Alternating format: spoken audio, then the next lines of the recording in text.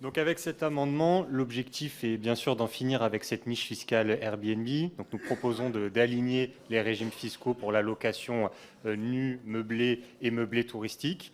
L'objectif est très politique. Nous avons une crise du logement qui est absolument terrible dans le pays et le développement anarchique de la location en meublé touristique grâce aux plateformes comme Airbnb sont une des sources de la crise du logement.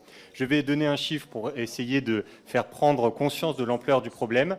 À Paris, depuis la création de la plateforme Airbnb, il y a eu autant de logements qui sont passés de résidence principale à de la location de meublés touristiques que de logements sociaux qui ont été construits sur la même période, pour bien comprendre à quel point le développement anarchique du meublé touristique remet en cause la possibilité pour les habitants de la ville de se loger tout simplement.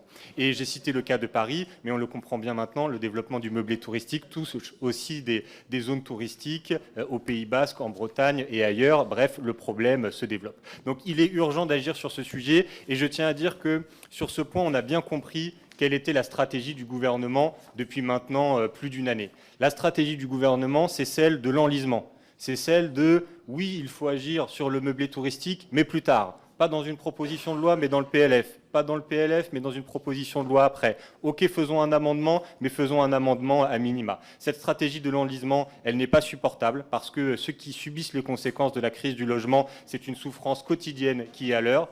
Donc il faut agir le plus vite possible. Et cet amendement transpartisan, je pense, permet d'agir rapidement et à la responsabilité nationale, à la représentation nationale d'assumer ses responsabilités. Monsieur Martinet, à qui je souhaite la bienvenue dans cette commission.